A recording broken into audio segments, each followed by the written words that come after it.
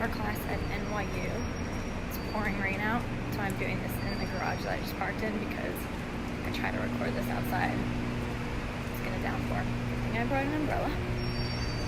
But I am gonna try to go live on my Facebook. So if you guys follow me over there, you'll see. Camera ready? Yeah.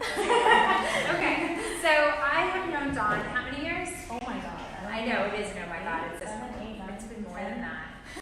Yeah. Definitely. 10. Yeah, because it's when I had my boutique, which was 2008, 9. Yeah, it's been a minute. Yeah. So Dawn has such a really incredible and inspiring story of she had her own store, then everything fell to pieces, and then she worked her way back up. And you know, it just goes to show how it's okay if things fall apart, because as long as you can turnkey, as what I always say, it's not about failing forward, it's about failing fast. Mm-hmm. And taking what you've learned and then extrapolating what the good stuff is to then utilize it into something that, okay, well, if this totally sucked, what was good about it? Right. There had to be something, and that's where the pivot comes in. So start from the college part. Yeah. Hair salon. Yeah. Oh yeah. So I went to school for business management and Which school? Wagner in Staten Island. Okay. And I was very excited. I came from an entrepreneurial family, so I had two parents who were, my dad has a construction business, my mom was an interior decorator, and so I just always had that in the background to, be big, create a business, do your own thing. So the dream started in college about having a boutique. It started before that, but when it got serious was in college. I started writing, and I actually still have the notebook of exactly how I wanted the boutique to look, what I was going to sell, the product. I didn't realize at the time that I was doing all the research, because when I had started in business school, I was learning those things, but I was already doing them just because of the passion that I had and the desire to create this boutique. So I had basically put a business plan together Without even realizing it. Which is, I think, what helps to drive a lot of things is when you're doing it with passion. It does force you to figure out things that you may not have thought of, like how to do the numbers and the finances. I don't think I took a finance class until my second year in college, so it wasn't like I really knew how to figure that out. But you think this vision board, it was necessary. But without that helped you visualize. It did. And it made me see where the holes were and the things that I did need to talk to somebody more about, or in school, what questions to be asking, rather than just, having this whole unknown field. So the vision board really, really helped, and it directed me. And I actually thought that when I got out of college, I was going to do it right away, and realized how much money, you needed. I didn't need a lot. I really did start with money that I had, savings that I had. How much did you end up using to start? I would say it was a little less than $10,000. So it really wasn't a lot, and it wasn't even that. At first, it was around $5,000 that I had, because I knew that I was going to rent the place, and I didn't need to have. I wanted to have 6 months worth of money to rent the space. I needed money for overhead for all the products that I was going to be buying, but I also knew that I didn't want to overbuy, which kind of is where the tricky part came in, and where that's what everybody does. Yes, I overbought like crazy. But how did you know? So were you still living at home? I was still living at home, and I had my first. So I started talking to different designers and going to trade shows to find the products that I wanted to sell. And I actually had a show at home in my parents' house. So I set it up like a boutique, kind of similar to the vision that I had, and asked friends and family to come over and shop to get a good idea. So this was your beta testing. It was, which I didn't even know. Now that I look back at it, I realize how I was doing it, and I did it kind of just off of what felt right. And it really did show me, what they liked, what they picked up, what was an easy thing to purchase, what was something that they had a lot of questions about. And those things, I was like, okay, maybe I should buy less clothing and buy more accessories. Maybe handbags are a better option rather than footwear, because that was I had to have a million sizes. Handbags, I can have 10 of the same bag and 10 of them are going to come and buy it. So that's where I really had a chance to understand the market and what people would like. Now, these were friends and family, so that made it a little easier because they're buying because they know you. Once you get out there and you're selling to customers that don't know you, it's a little bit more difficult. difficult. I think you still have to have an eye. I always said it from day one that I felt like every time I went with my gut feeling of what I liked and what felt right, those are the things that sold. Anytime that I went into market and someone else was selling me on a product, like a trend or something. Yeah, it didn't do as well. Even for once I started getting into, pitching magazines and stuff, it was the stuff that I really liked. It was the color of a bag that was something I would actually carry that then was what the editor wanted to see. And so I think that has to do with a little bit of a gut instinct, knowing what's out there, what feels right, and then like you guys have been sort of doing your research really helps a lot. So how old were you at this time? I was 24 when I did this. So you were out of school for 2 years? 2 years, and that's when I was working for my cousin. He had a salon. And what were you doing there? I went in to help manage the floor, basically to handle when he had about 6 different hairdressers. So I was making sure all their scheduling was done right. I was working on the website there. This was when websites were kind of just starting. Very low budget, and I knew nothing. Right. This was it was amazing though, because it was how I really learned a lot, and I was learning it through someone else.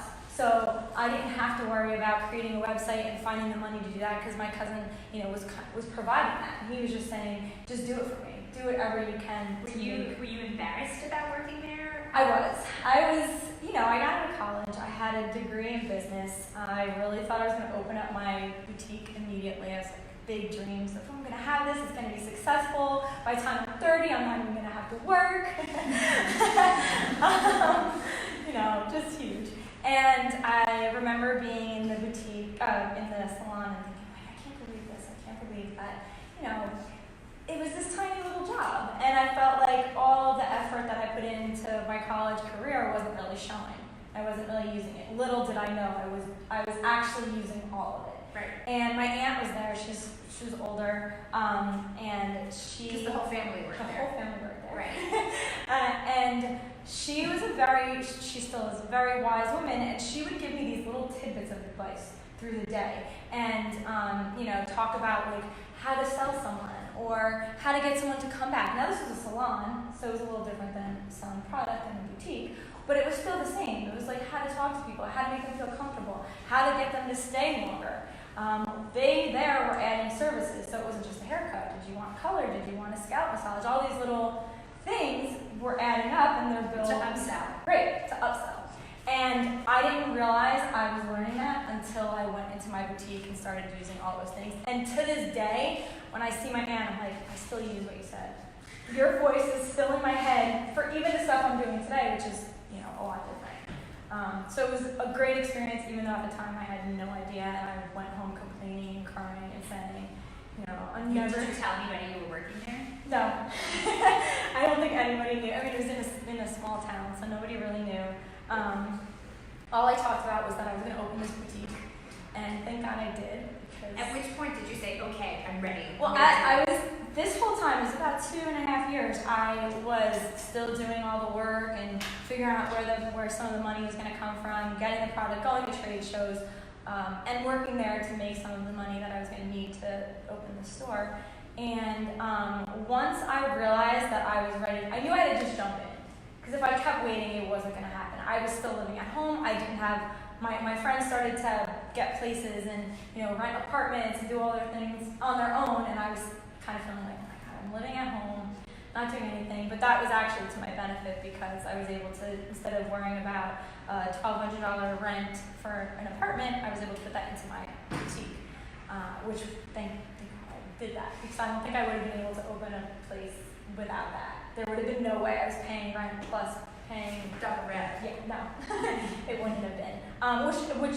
It went on until I was 28. I didn't move out, so it was a lot of years at home to make this boutique, or try to make this boutique successful. And it had a lot of ups and downs. I mean, I learned more than I could have possibly imagined doing this, and it was the best thing for my career, even though at the time it did not feel like it. Were you there every single day? I was there every day. At night, I was up till 3 o'clock and 4 o'clock in the morning, working on a website, loading product, taking product off that wasn't available anymore, repricing things, deciding when there was going to be sales.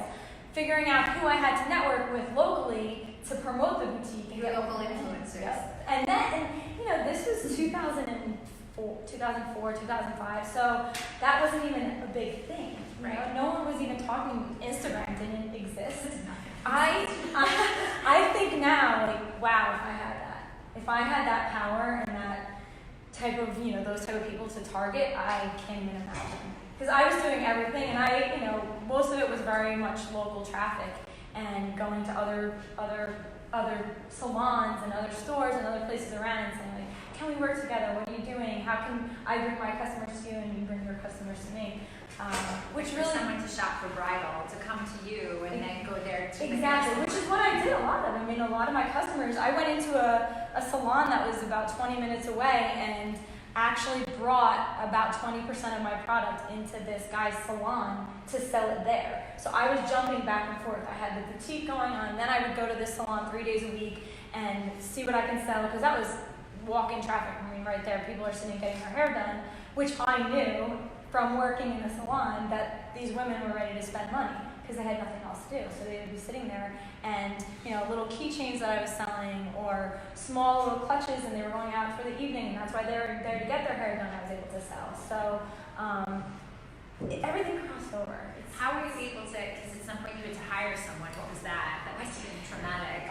It was so one of the first people I hired was a friend of mine's sister. Are you still friends with them? Yes. Oh. I'm actually still friends with, let's say, I think for the boutique I had like 7 or 8 different employees. I had a couple of interns and then part-time people that came in. And everybody just wanted that like excitement of working in a boutique and selling. Yeah. Right. So it was a lot of, oh, you know, one of my friends, she came in and she would work weekends for me. So we would alternate. Right. And, but this was a couple years in. The first few years, there was no way I was able to hire anybody. It just wasn't possible.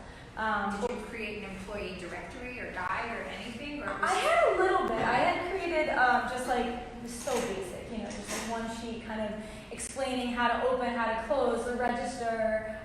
They didn't even do anything. I never let anybody do anything with the website until later.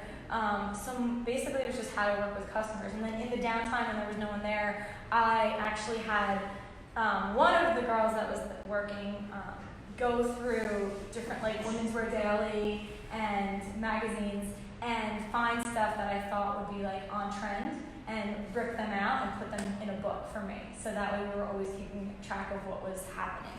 Because there wasn't a lot of social media to do that with. So we were doing it with what basically. But even with social media, it's so hard to follow because you can find a trend with anything. It is, yeah. You know, like everyone's got mom jeans, but there's still people wearing crazy low ride things. Exactly. You can still see their butt crack. Oh yeah. You know. So yes. I mean, it's true. It's hard. It would be hard for me to even say what is not a trend because so much stuff for everything. It's like you'll find someone. There'll be someone who will argue that it still is. You know? And P.S. I bought white boots and my entire family mocked me. Yeah, in house that is. And I told them that I was awesome, as were they, and they didn't know anything. Yes, so exactly. So at what point did you say I just can't do this anymore, and that you were able to parlay it into phase 2? Yeah. So I was doing it for about 8 years. I was really at the time figuring out, okay, I need a bigger audience. You know, I kind of started to look into YouTube a little bit, but knew that I needed media and press. I started pitching editors. On your own? On my own, yeah.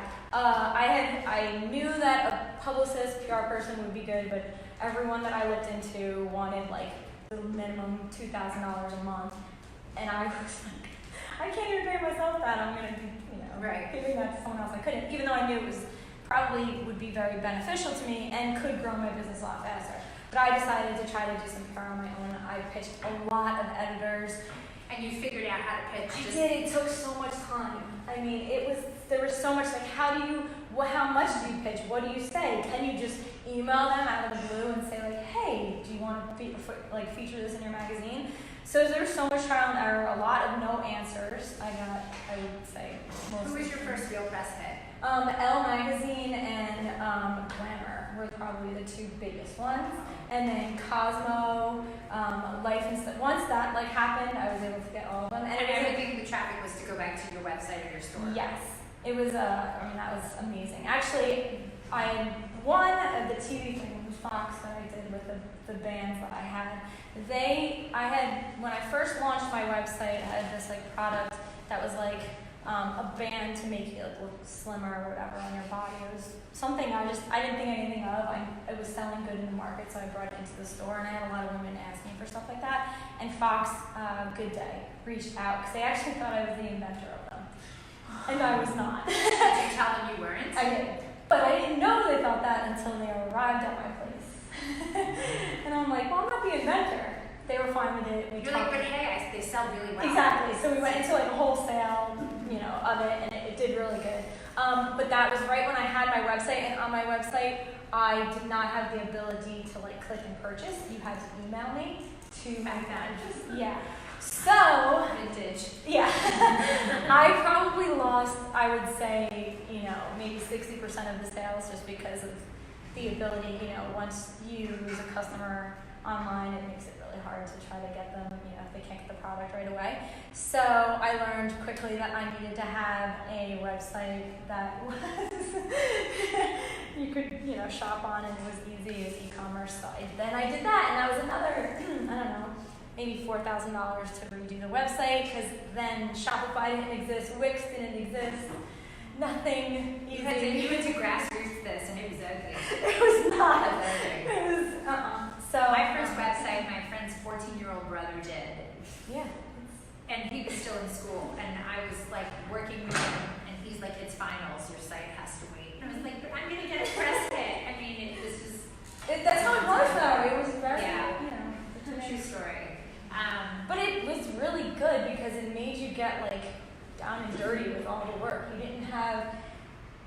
Sometimes now I wonder if it's like so easy that it makes you just more. I don't want to say lazy, but like, oh, I could do that. I don't have this urgency. It's so simple. I know that that'll only take a couple hours. I didn't want to give up any time. When I knew I needed to do something, I did it right then and there, and I had to figure out how to do it, and I needed to know it. So it taught me so many different skills. Like, I knew how to make a website just because I had to work with a web developer, and we had to talk about HTML, and I was like, what is this stuff? So when did you decide, like, okay, I'm burned out, I can't do the store, like, I'm not going to have a worldwide takeover? Yeah, it was, I actually had some trouble, like... Did you open up another one? I didn't, no. And you know what's funny is that I've been thinking lately about pop-ups. So it's weird because, like, the circle, it's like maybe coming full circle, but I started to do some more press. TV was kind of bubbling. It was what I was seeing as I was pitching products, that I was able to get them on TV, and it was a bigger audience. So I started putting my things that I had in my boutique on TV. Now I had the website, so people would shop on the website, and it was doing good, but it was like minimal. I wasn't seeing a big increase in sales or anything. And I started to say, is this worth it? Do I want to spend the next 5 to 10 years doing this and, seeing very, very small results? The TV part was really good, and brands were starting to reach out to me and say, like, oh, you're going to be on Fox? Can we send you this? Can we work with you? H&M, hey, we want to put you on a satellite media tour. And I never knew this side of the business existed. And once I saw that, I realized it was time to pivot. And it was hard because my dream came true, and I was giving it up.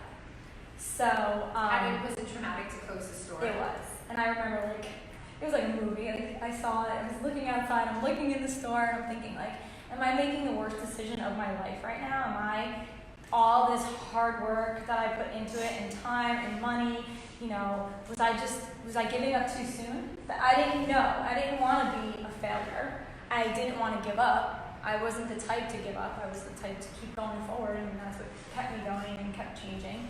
But I also knew that if I did want to be successful, that I needed to do that. I couldn't get stuck in something that was my dream, and it was going to be okay. I was going to make this work. What did you do with the rest of the inventory?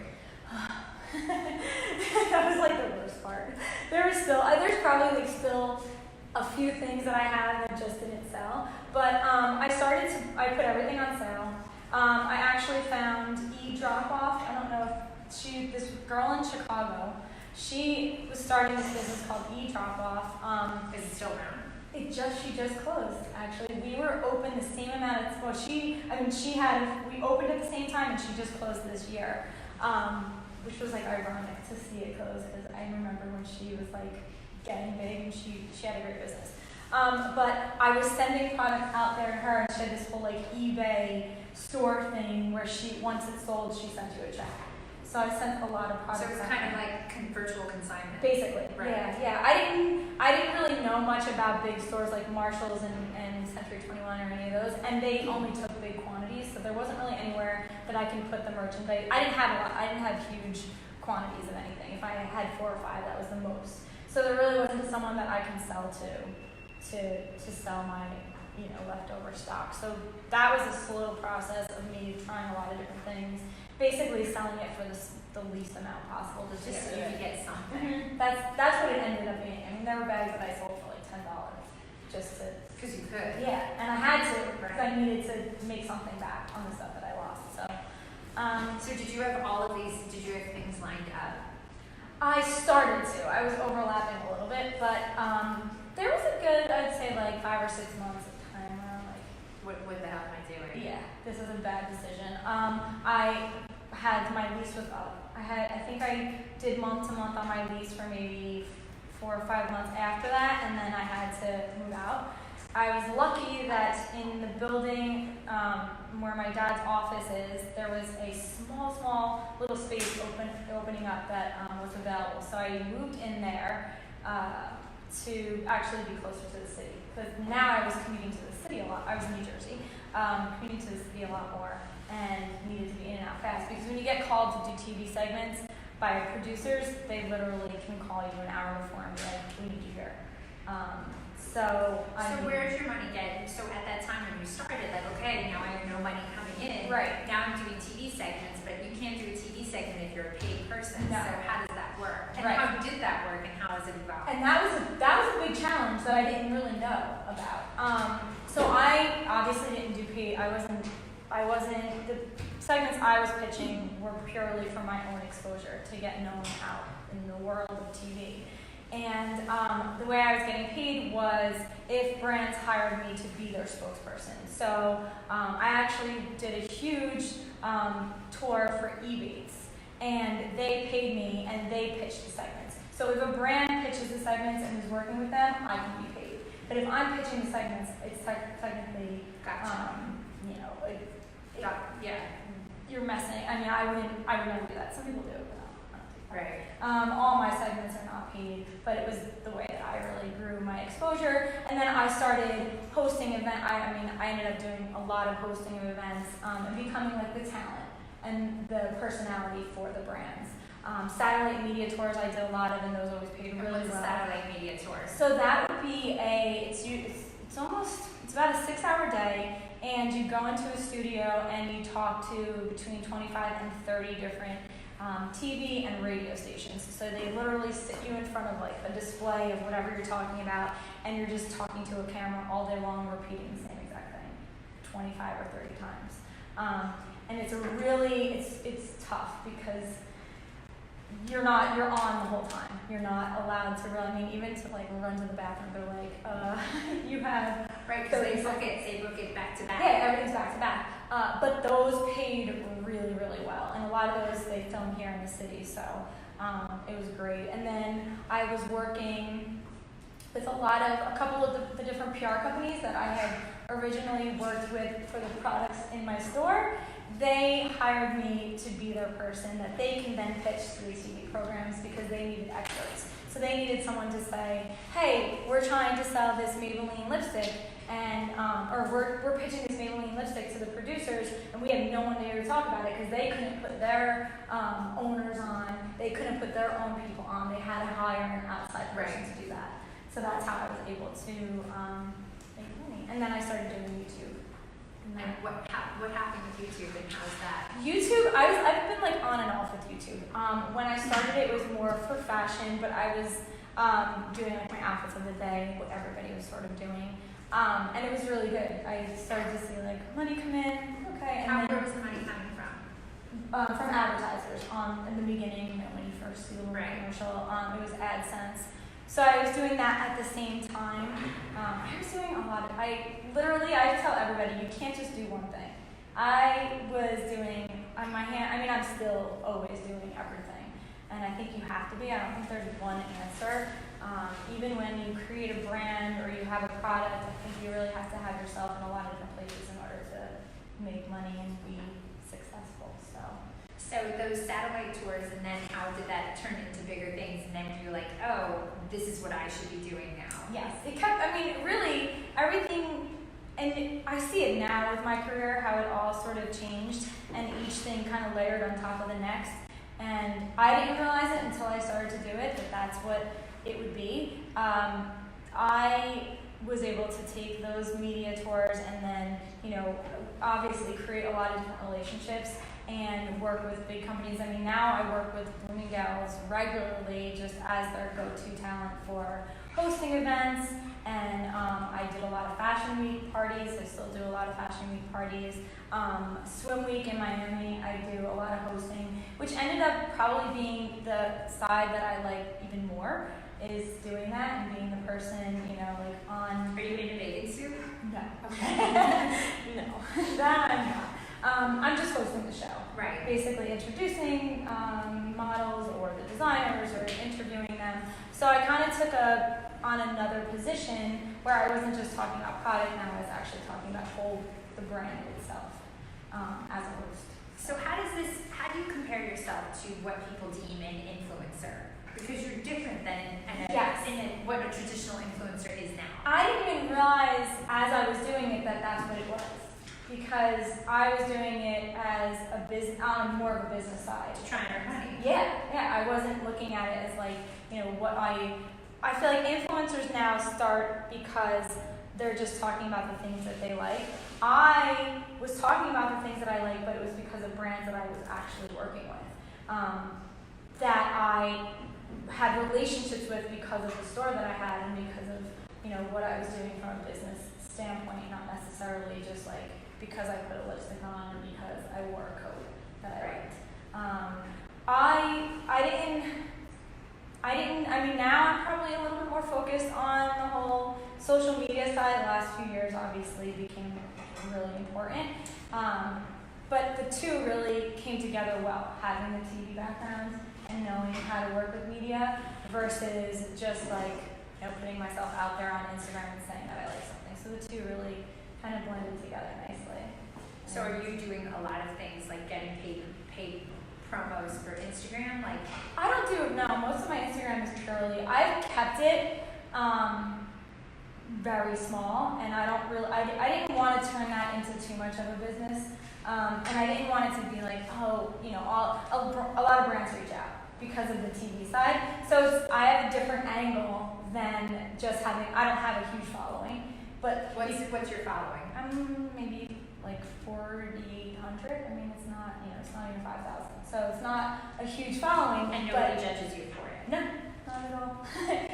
It's considered a micro-influencer, if you wanted to call it that. I don't call myself that. But because I have the TV background and because I do have access to media, any type of media, magazines, editors, producers on national and regional shows, people want you to feature their products and talk about their products. So most of the time, if I do it, I'll do it on my stories. I'll talk about stuff that I'm going to be featuring on TV, but I really don't put anything on my Instagram. That's because it was paid. And I'm trying to keep it that way. I really want to keep it organic and natural and real and not be just because I know that's what everyone's doing, but I don't really want to go in. It doesn't sit well with you. No, it never has. Even for the TV side of things, I was never the person who could be sold something like, hey, we're going to pay you $10,000 to talk about this. I didn't want to do it that way. If I work for the brand and I like the brand and I have a good feeling, we have a good relationship, that's how I did it. That's how we worked together. It wasn't because, an amount of money sold me. And it's so easy right now for that to happen, to get a certain amount of following or to be on a national TV show and have a brand come up to you and say, hey, we have a lot of money to offer you. But then, I do a ton of research with what's in the brand. How is it manufactured? who's behind it, what's going into Because the you need production. to in order to speak about it Yes, intelligently. yeah, and you don't want that to represent you. I mean, it's so easy now that to get big and then, have somebody come back to you and say, oh, I didn't know you stood for this, or I didn't know you were behind,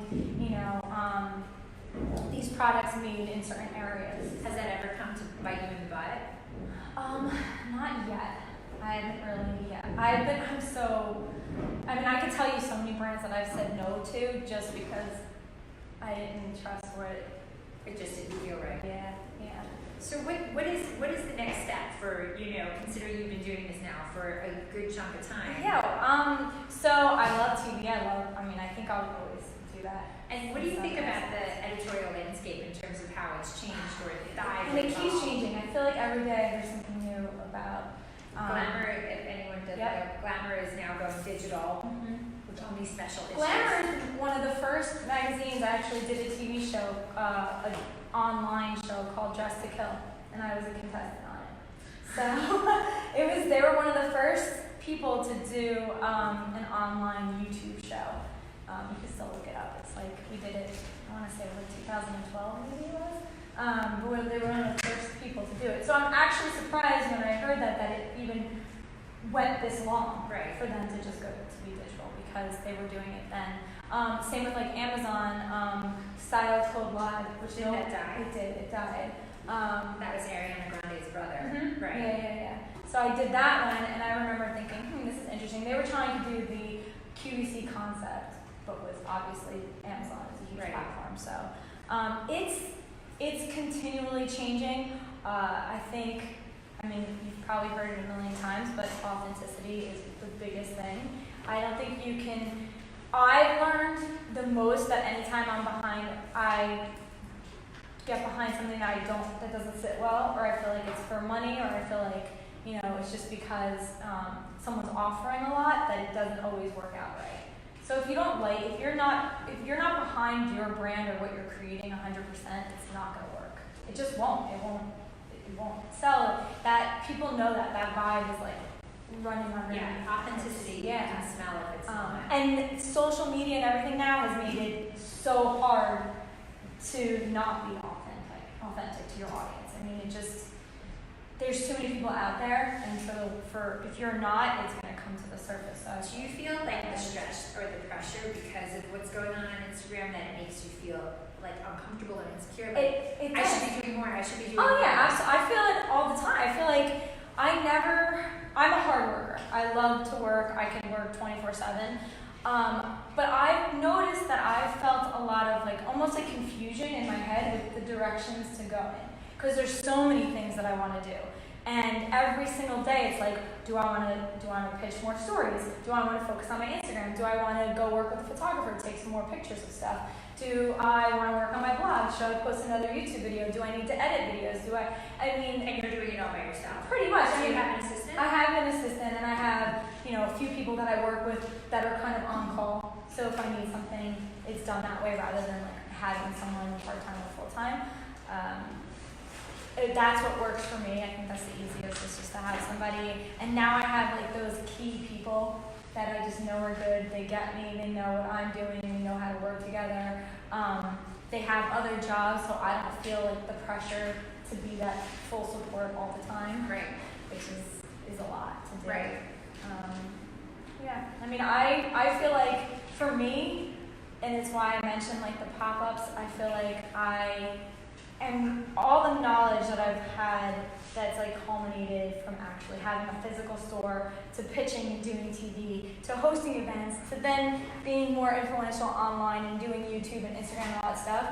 I have so many good, amazing brands that I work with that almost now feels like the time that a cool pop-up would work, and I'd be able to bring all that together. So. With all the brands that you're working with. Yeah. And to support the people that I really want to support. There's brands out there that are unknown and incredible. I see a lot from the ones that we were, that I did with the handbag awards. I feel like I have a voice now, and if I can also sell, that would be amazing. You are the one that always gets the soundbite in the video. Out of the 15 influencers we have, hers always like hits the nail on the head. So we're like watching the footage. It's like, yeah, but Dawn said that, so that works. So it's hard to compete. It's true. So do we have any questions? I mean, this is like pretty much a pretty on-point evolution where I think she touches a lot of things that are dreams and hopes for a lot of people. You know, like, is this something that would be of interest to people? Or where are you scared if you are? Oh my God, nobody? This is embarrassing. You Thank worked you. at the salon, and that was before you started the boutique. Yes. Did you save up you said 5,000? I did. From working there. I saved it from working there, and I actually, it's so funny, but I saved from like any birthday gift that I got, any graduation. Yeah. Literally every penny was saved and put into an account, and I spent it all. You were like broke for the whole entire time, and it's okay. I would say it was always like, you know, just enough. Here, there's just enough for this. I can do this. Okay, a little bit more came in. Now I can do this. I wish that I budgeted better. And But that's what everybody will say. Yes. I mean, I think that's always the biggest issue is like your budget's going to be double no matter what you do. You can think that you need 20,000 and you're going to need 50. I mean, you know, 40, 50,000. It's just, it's hard to know those numbers. And I even now I'm like, I think I'm better at it, but then still things come up and I'm like, okay, that was wrong. Right. And just don't let it get you down, because these things can all really take you. I mean, there were plenty of times when I was literally like, why am I doing this? I can go work for like this amazing brand. I know all this stuff. I can be incredible, like so successful, have a paycheck, you know, have insurance, have everything covered, and go live my life and still do a job that I love. But just that didn't feel right. That's not what I wanted to do. Is that something that still comes like? No. No. Thank God, no. That stopped probably like I'd say, I don't know, 5 or 6 years ago. When I really realized that I do love this. And it is a struggle, and you get mad, and you are upset, and things bother you, and you feel like you're a failure. But then the next day, something happens, and you're like, "This is incredible. This is my life. Like I get to live this life." So I think you just have to flow with it. The better you are at flowing with like your life and your career and how things are going to go, the better you'll do. So in terms of like your best segments, like what were the ones that you were like, oh my God, I can't believe this is happening. I can't believe this. Access Hollywood Live.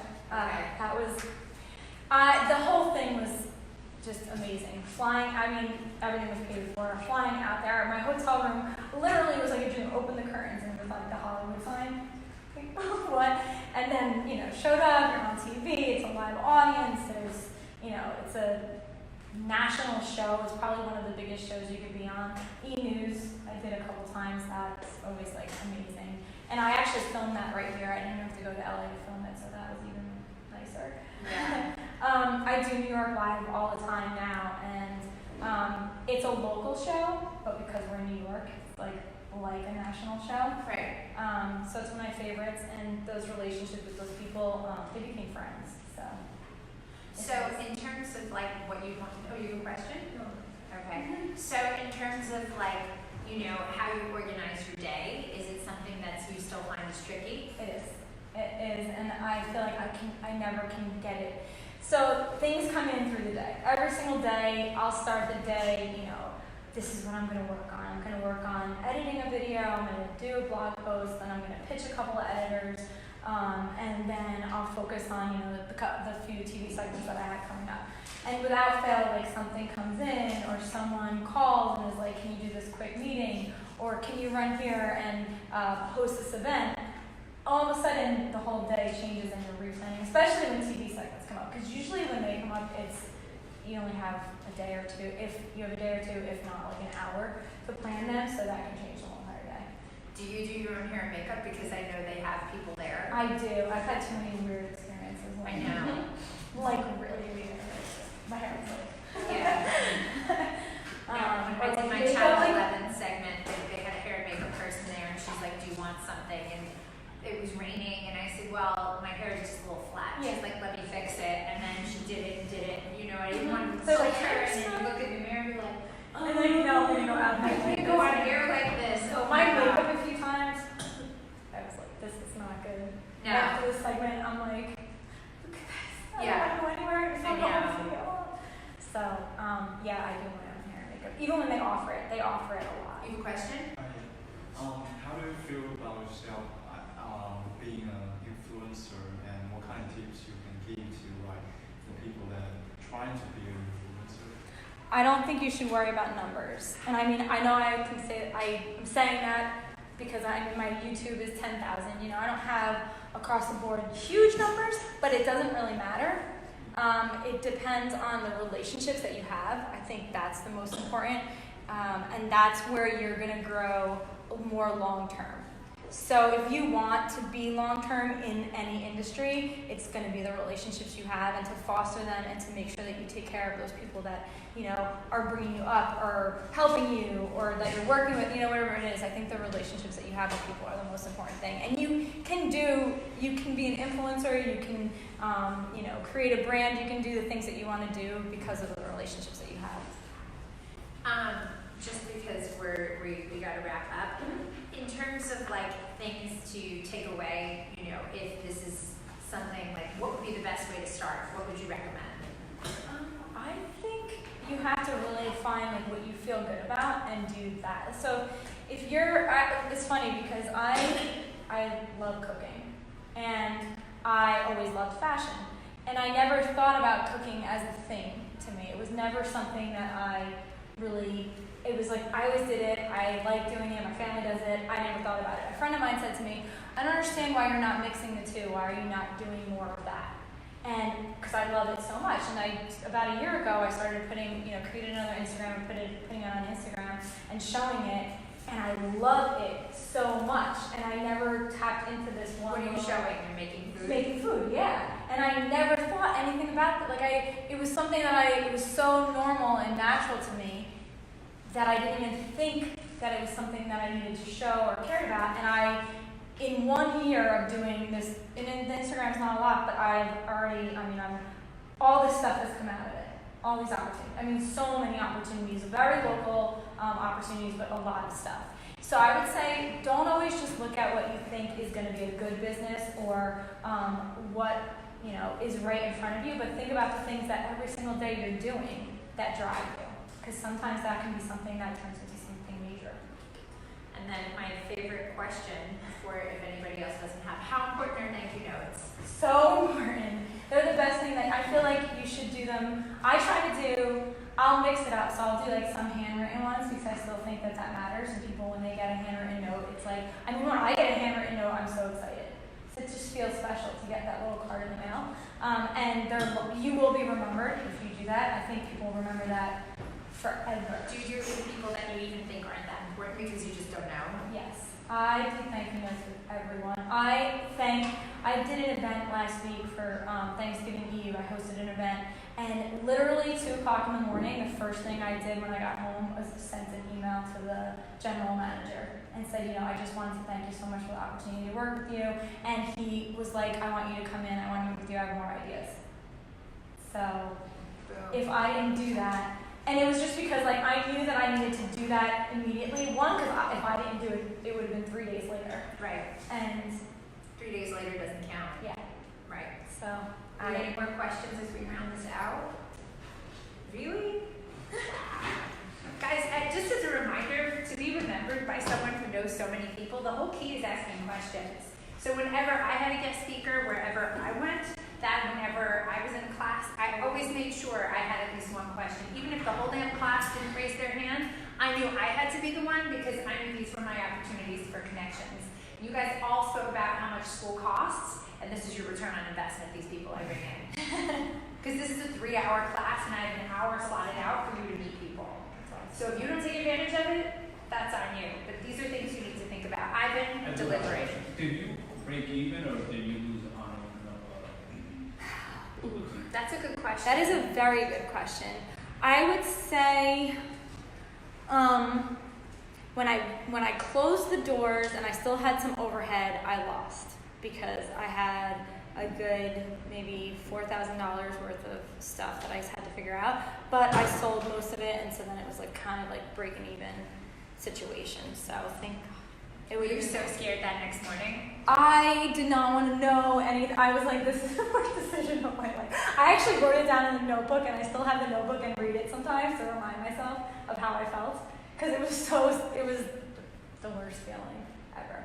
But it was the best, because if I didn't, I would have been sitting there. I mean, who knows? What if I was sitting there today, like, oh, all the things I could have done, you know, that was whatever, 15 years ago, and I didn't do anything in my life, because then you get that other feeling, you know? Right. We're humans, so that's how we beat ourselves up. We're just Right. like, you know, when you leave and get out of something, you think you made the wrong decision. When you stay in something, you're like, oh, I stayed in, I wasted all this time. Right. Okay, so this is our round out. So take a piece of chalk, and this is write your social media and your connections. So We're gonna do this.